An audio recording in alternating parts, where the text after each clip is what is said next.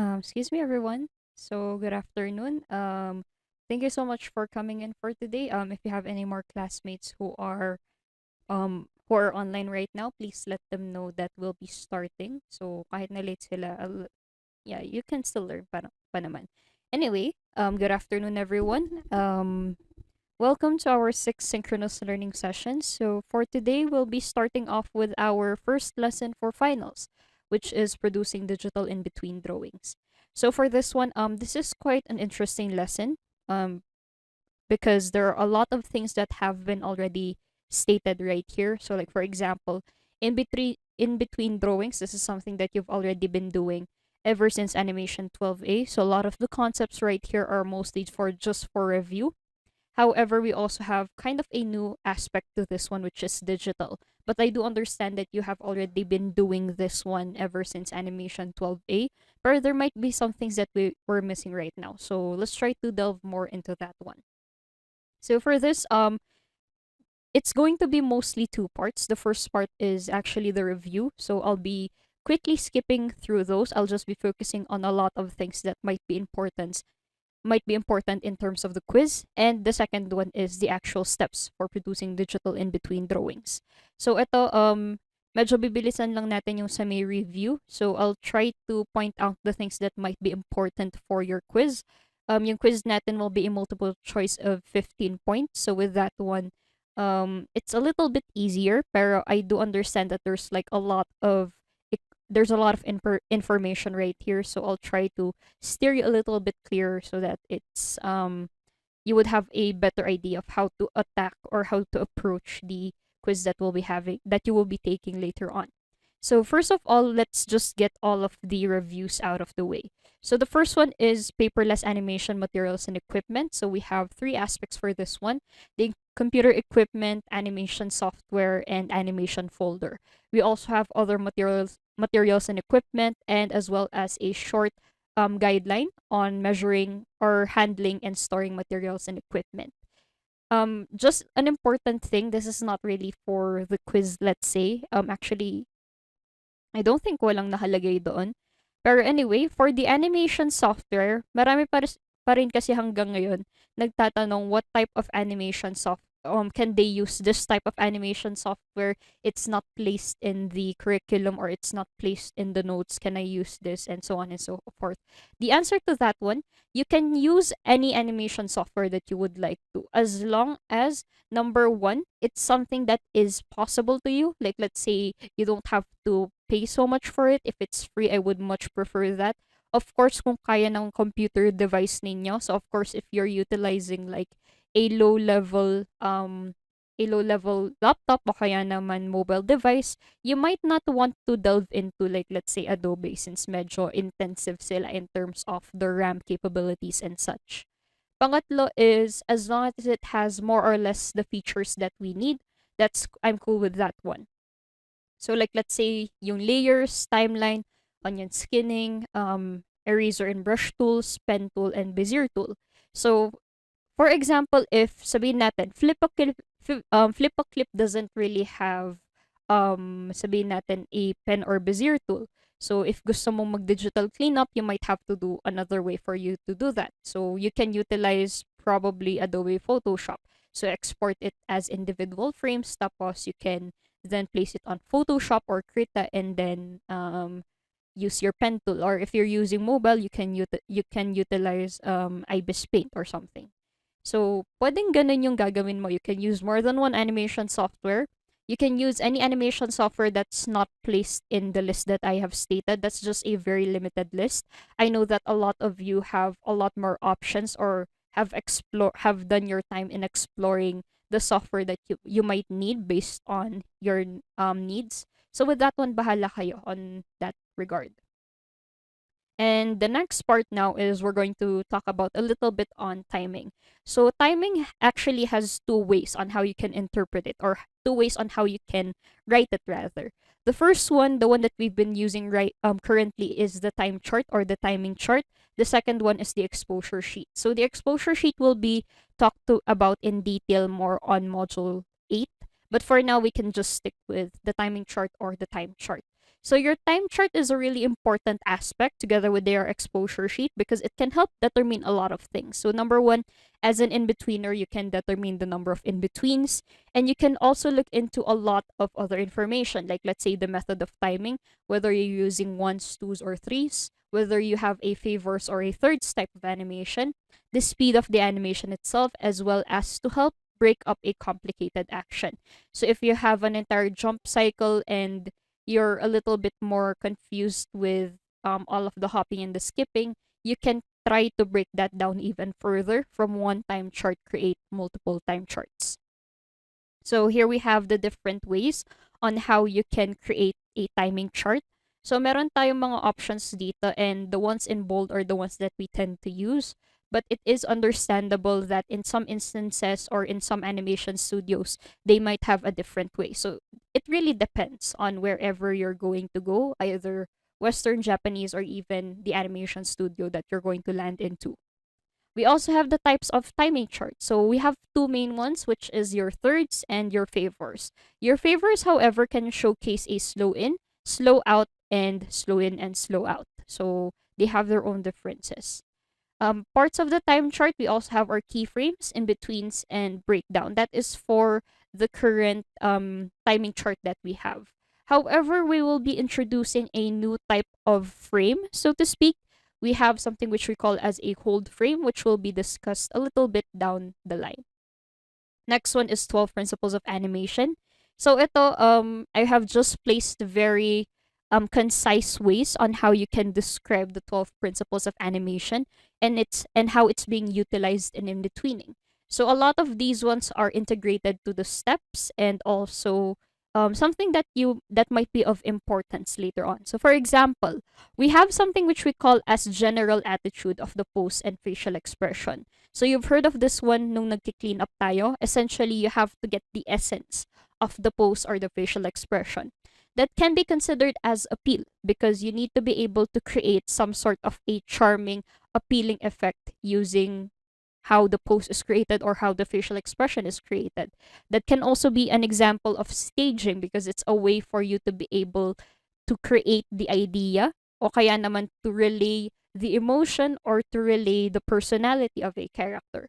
You can also utilize exaggeration because in some cases, for you to have a certain appeal to a pose, you need to exaggerate some things.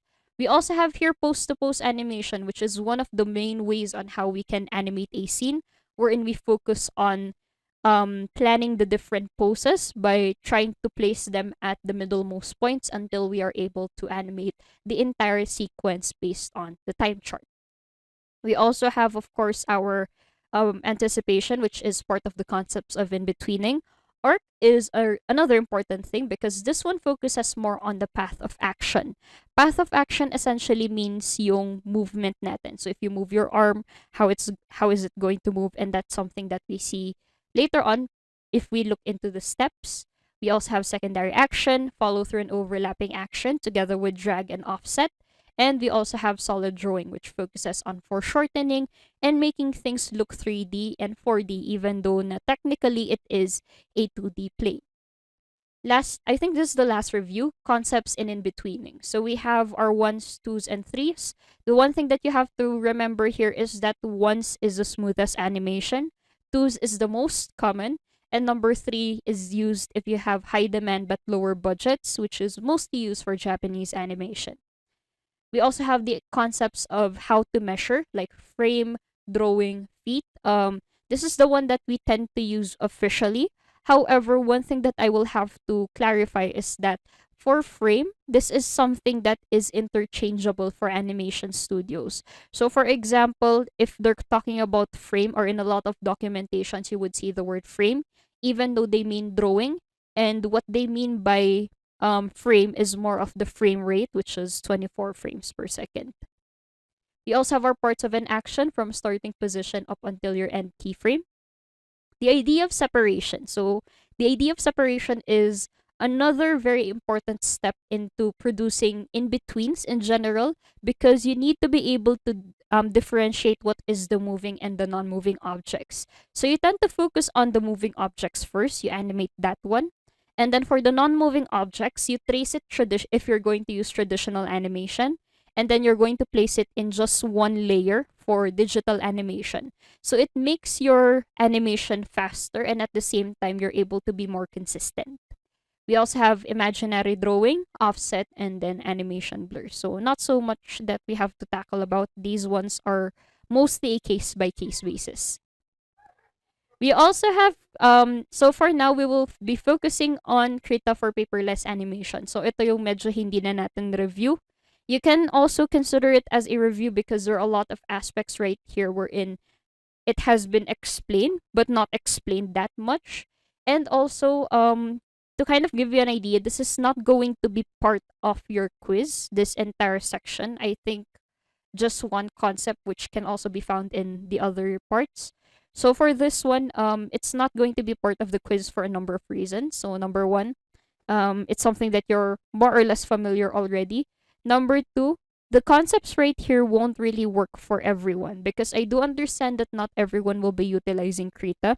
So it's kind of pointless to dictate o kaya naman require everyone to learn how to utilize Krita when you're not even going to use it. So I have placed it right here in this module because I believe the things that we see in Krita can also mimic other animation software. So with that one, there might be some things that you have in your animation software that you're not aware of, but you have seen right here. So probably you might try to find an alternative. So first one is the workspace. So for the workspace, what's really important right here is of course the timeline. For Krita as well as Adobe Photoshop, you have different workspaces, particularly if your animation software is multi-purpose.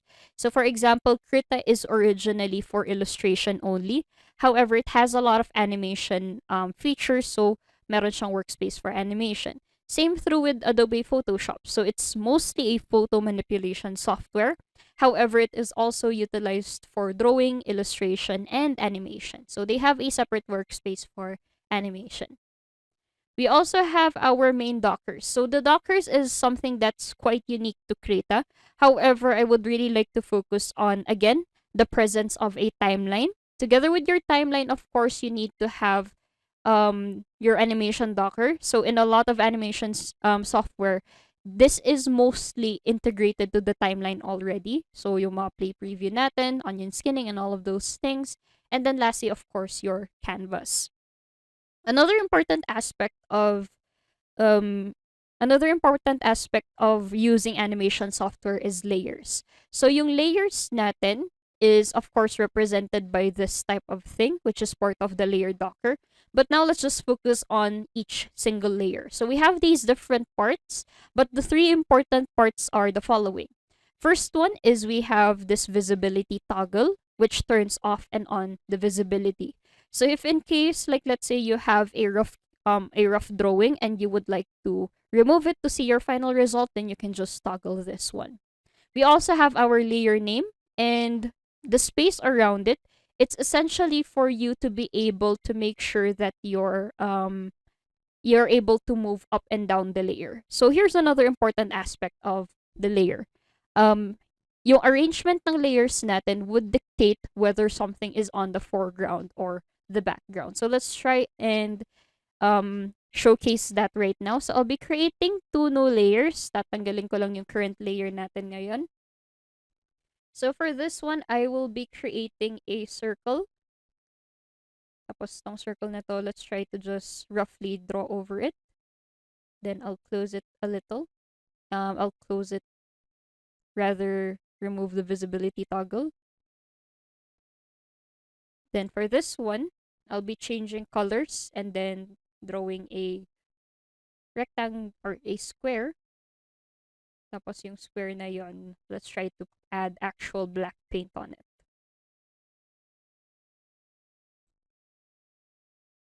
Okay. So we have these two layers. Layer 4 is where the circle is. Layer 5 is where the square is. So right now, layer 5, where the black square is at the foreground. Ibig sabihin, layer 5 is at the very top.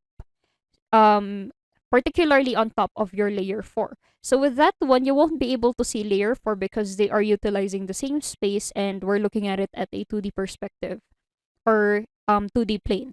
So with that one, you won't be able to see yung blue na circle natin dito.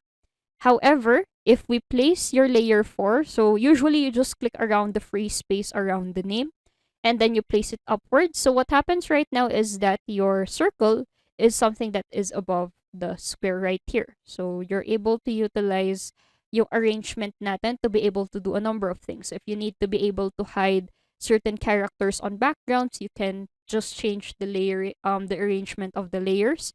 If you want to emphasize one thing, then you have to place it on the topmost layer. Usually, yung cleanup lines natin is at the very topmost, whereas the rough drawings are the ones at the very bottom. So those are the things. And then lastly is we have this lock toggle right here. So the lock toggle is mostly utilized for you to turn on and off the lock option. So pag nakalock siya, you're unable to write anything on that layer. So this is more of a safety precaution, particularly for your cleaned up keyframe drawings, so that it won't be placed with anything or you won't accidentally draw on it just in case. Then we also have, of course, the layer docker. So the important parts right here are, of course, the arrangement as well as the opacity.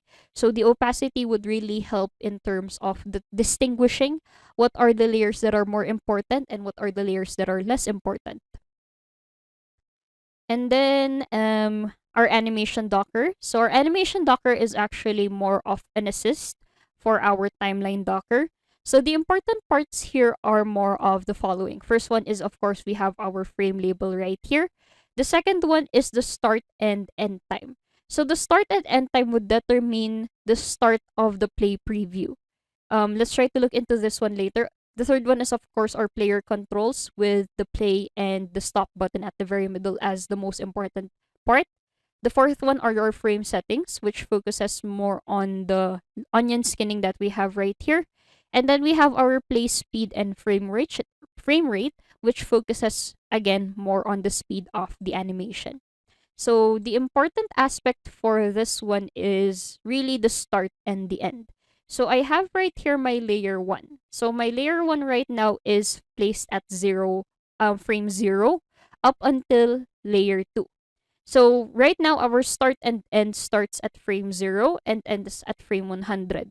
By the way, technically speaking, there are negative numbers right here. So it is possible for you to start at frame -1 or frame 2. But that's not really proper, so we tend to just start with 0. So what happens right here is that if I play preview right now, you would immediately see that you don't really see anything, but you would see glimpses of the animation.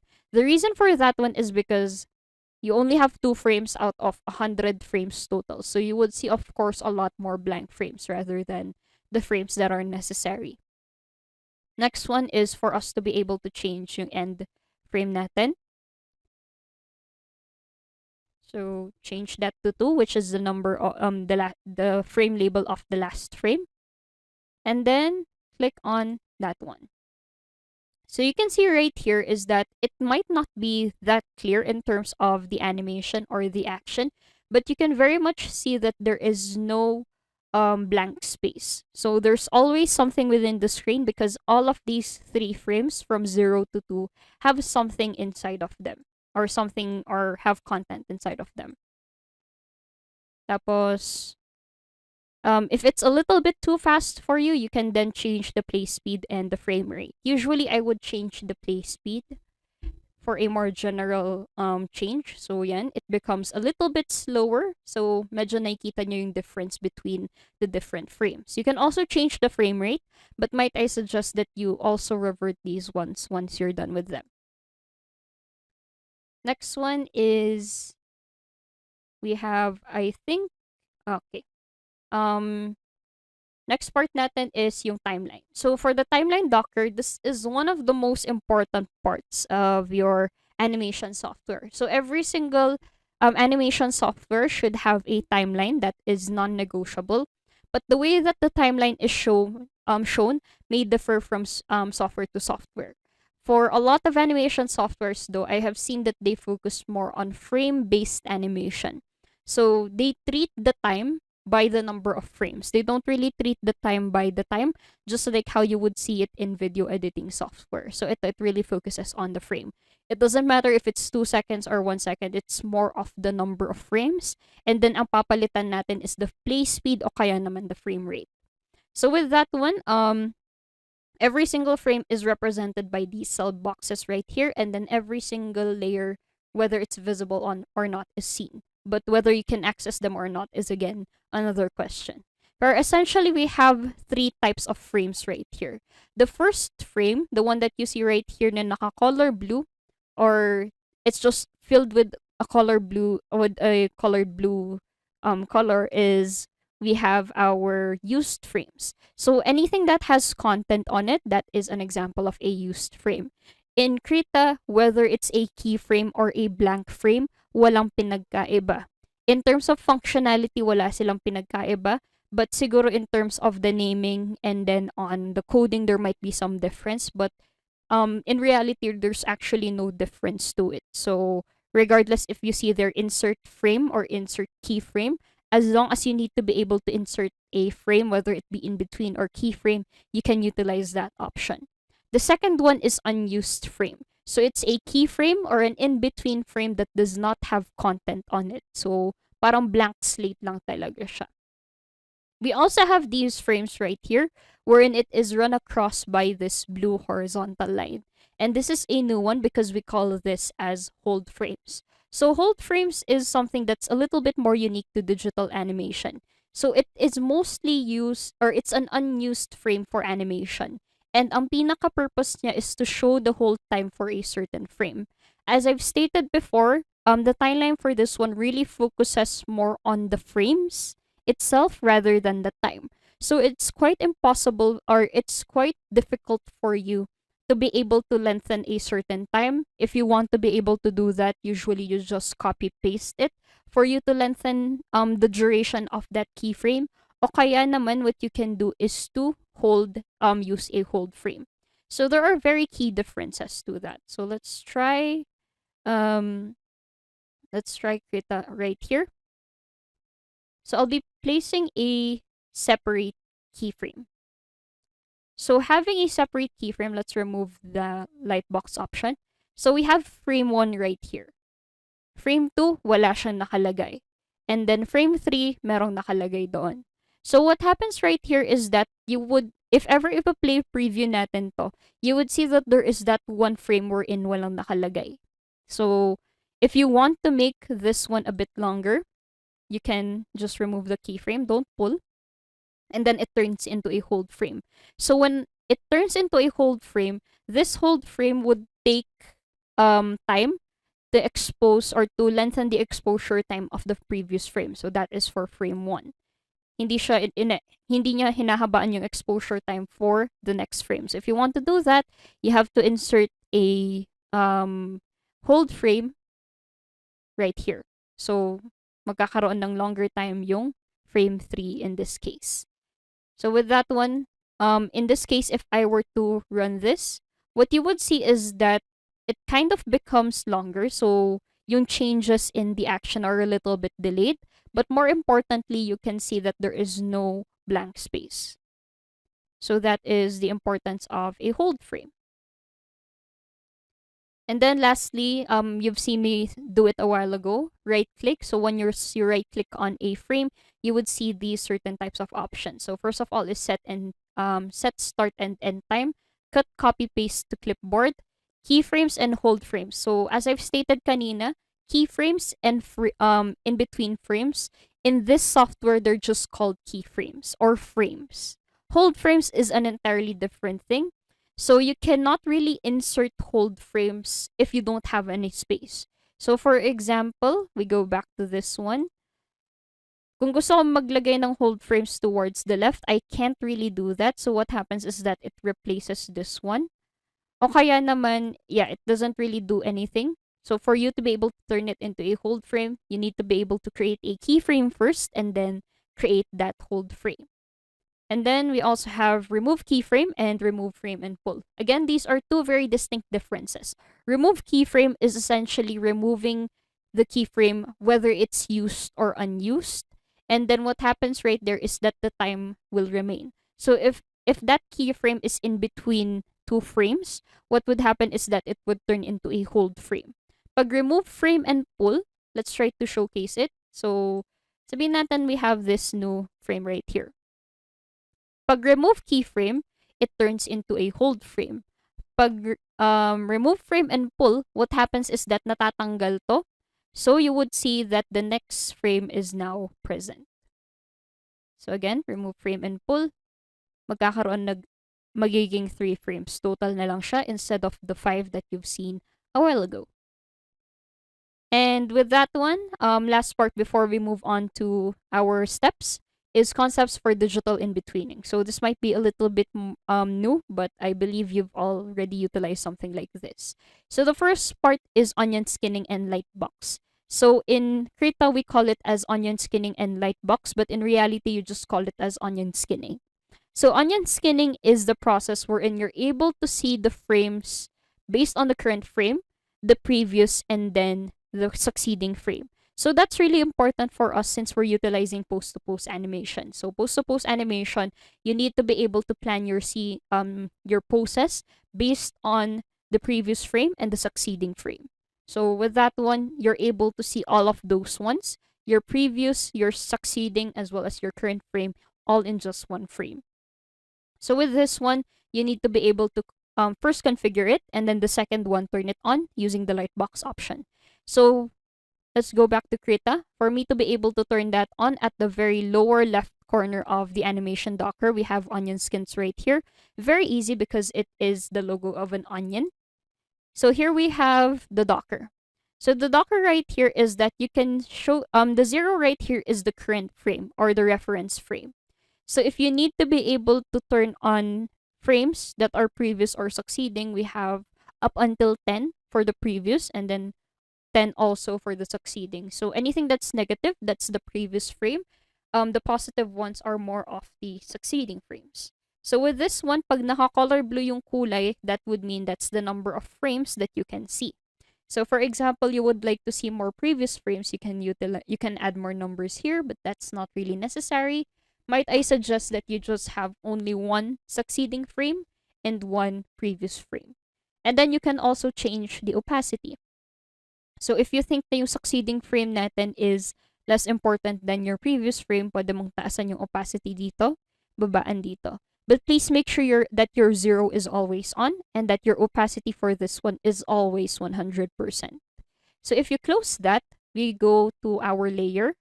Tapos kung saan mo gustong lagyan ng onion skin, you turn on the light box right here for you to be able to see, again, the onion skin. So right now, you can see for the first frame, we have our next frame. For our middle frame or breakdown frame, we have both our previous frame and our succeeding frame. So anything that is succeeding is represented by this green color. Anything that is previous is represented by the red color. So this would depend on the animation software that you're using, but I believe this is kind of like the universal standard. The other universal standard would either utilize blue and purple. You can even change the color for this one, but I actually forgot how to do this. But you don't really need to know that much about it.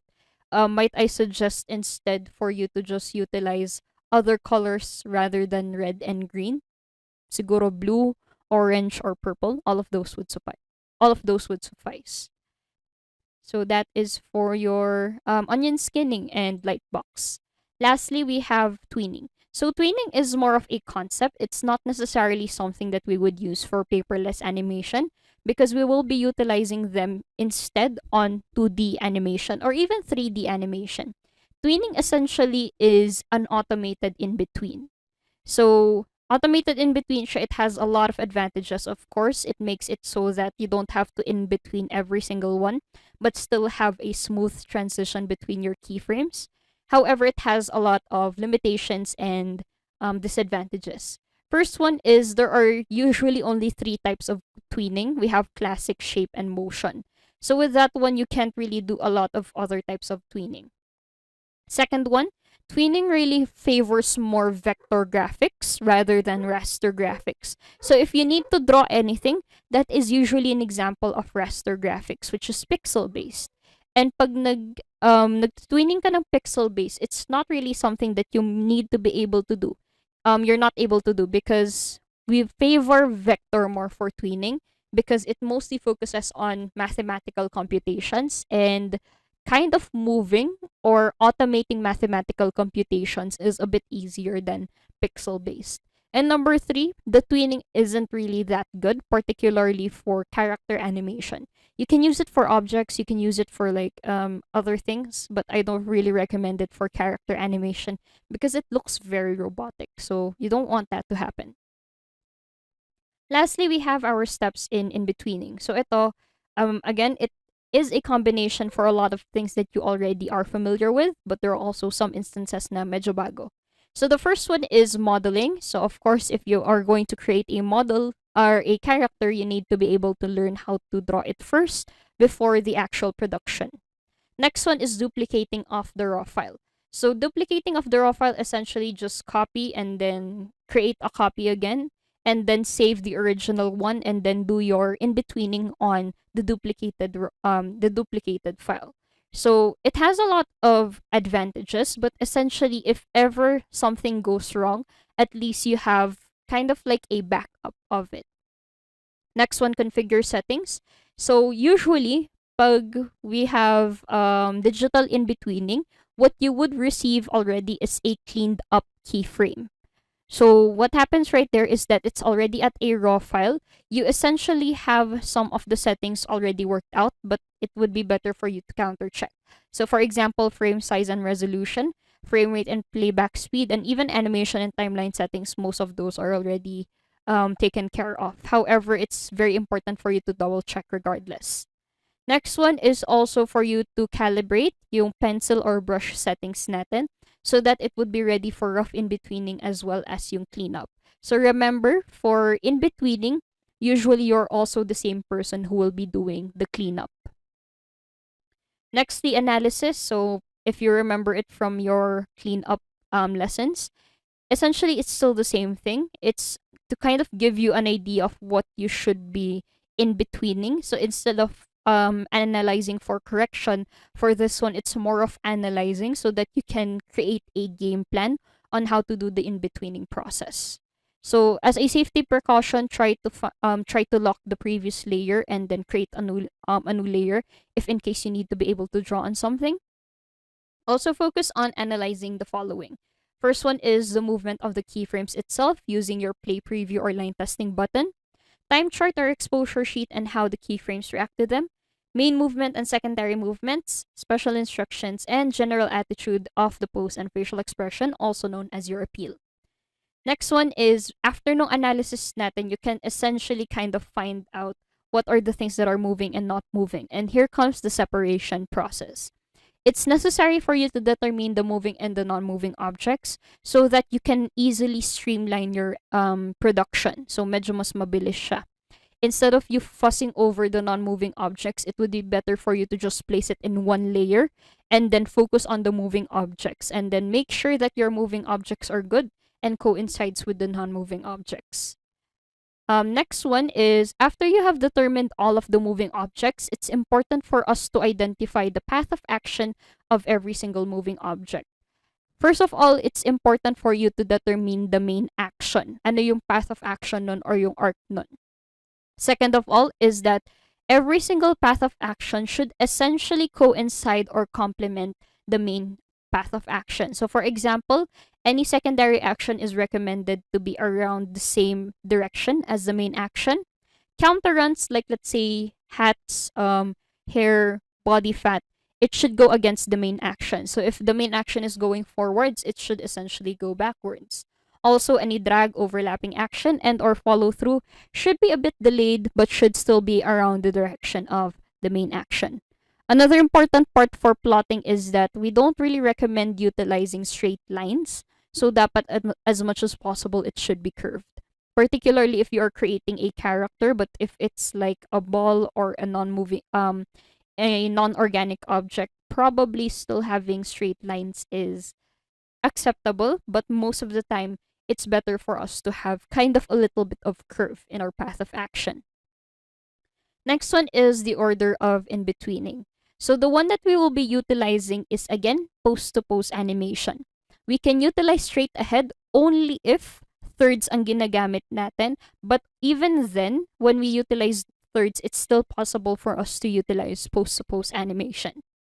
Particularly if it is the frame numbers are kind of like even.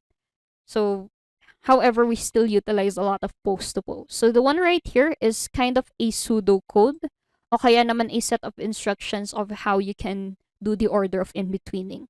But essentially, it is to find the breakdown frame or the middlemost frame. After you have animated or you have drawn the middlemost frame, you turn that into a temporary keyframe and then go back and animate every single frame in the time chart based on that one.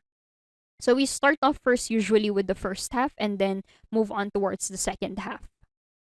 Nextly, we have the creation of hold frames. So hold frames, it's important for us to have hold frames first instead of just having in-between frames. First of all, it's for you to establish the overall time. Second of all, if you just create frames nilly-willy, you won't be able to utilize the onion skinning. And then, do the in-betweening proper. So for the in-betweening proper, there are three aspects that you have to focus on. Place, size, and volume. Placement essentially means the distance, so that's where your arc comes in. Size and proportions, and we also have volume. So usually you would kind of find the middlemost based on the two keyframes. However, that's not really something that is 100% the rule. Of course, every single action would have their own situation, and it does not apply to a lot of circumstances. Another important thing is for you to also have a certain type of checklist when you're in betweening.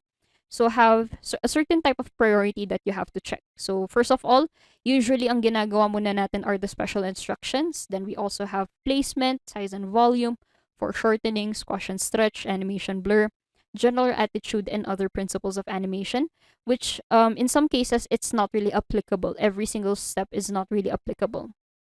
And then the last part for in-betweening proper is that it's necessary for you to only do a rough in-between drawing.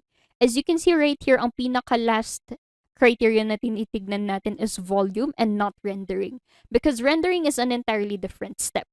So, if in case na like, let's say you're going to animate hair, o kaya naman animate clothing, you don't really add the details right away. You just focus on the main shape and then add details later on pag nag-rendering tayo. Line testing technically is not a step that it's not technically a step that is separate. Line testing is has been integrated to other steps as early as analysis. So if in case you need to be able to line test, please do so as many times as necessary. It's much easier than doing it traditionally. We would also in between non-moving objects. So essentially you just have to draw the non-moving objects in a separate layer and then make sure that it's coinciding with the moving objects. If you need to be able to adjust the moving objects layer, please do so. Then rendering. Let's try to have a short one right now. Try kong bilisan ng konti. So the first thing for you to be able to do is to create hold frames. So for you to be able to create hold frames in Krita, right-click, keyframes, and then insert the keyframe. So for this one, I have clicked on the breakdown frame. So I'll be placing one keyframe towards the left and then deleting that keyframe to turn it into a hold frame. I will be doing the same thing for yung second half natin. So we have, I guess, 3. And then selecting them all, remove keyframe. So now they are all hold frames. Kasi what happens is that if it's just a keyframe, as you can see right here, the next keyframe, you don't really see the succeeding one. Kasi nga yung succeeding frame natin is this, which is essentially nothing. So you won't be able to see anything. Pag naka-hold frame siya, you can still see the succeeding frames because technically there's no keyframe in between them. So for this one, if ever doon ka na mag-animate, that is when you right-click and then create blank frame. Turn it into a blue one. And with this one, you will be taking into consideration again the 3 steps: placement, size, and volume. So for this one, if you have remembered yung sa may bouncing ball natin, pag pataas siya o kaya naman when it's at a faster speed like the one that we have right here, you need to be able to do a little bit of squash and stretch. So medyo magsa-stretch siya. Ibig sabihin hahaba yung height niya, but the volume is still the same, which would also mean na medyo ninipis siya ng konti. The placement is where we would have placed it, nasa may pinakagitna.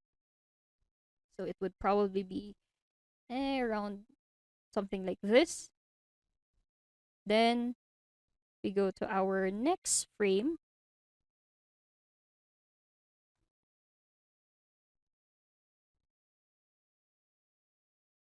Okay, so for our next frame, right click ulit, create blank frame so that I can just focus on that.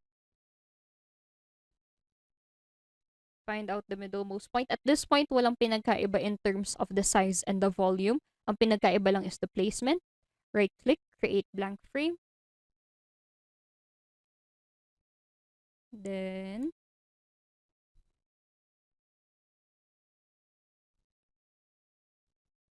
again, it doesn't have to be entirely like 100% clean. You can still do a little bit of tightening. And then the last one is we have one right here. Okay, so let's try to have the last keyframe at frame 6. Then zoom out a little bit. Try it out. So with this one, it becomes faster and then slower and slower. So that's something that we take into consideration when we are in betweening. And then once you're done with that one, sabihin natin sa may background, let's try to, okay, naka-unlock na siya. Sabihin natin, you just need to have a ground level. Try to just draw it right here. So what happens is that, wait, I will be placing it right here.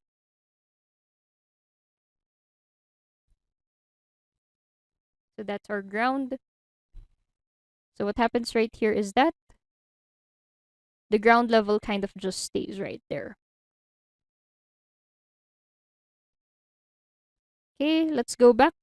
From your in-betweening to non-moving objects, again, render if necessary, particularly yung mga details natin. For the rendering, there might be some instances wherein you have to follow some of the time charts, also do some sort of separate in-betweening process there as well, but most of the time, you just have to add the details. But when you're rendering, please make sure that everything is consistent, or in terms of movement, it's consistent. We also have the tightening, which essentially you're going to clean up the rough rendering so that it's easier for cleanup. Ito, it doesn't matter how many times you have to do it. You can do it no time at all, o kaya naman as 5 times.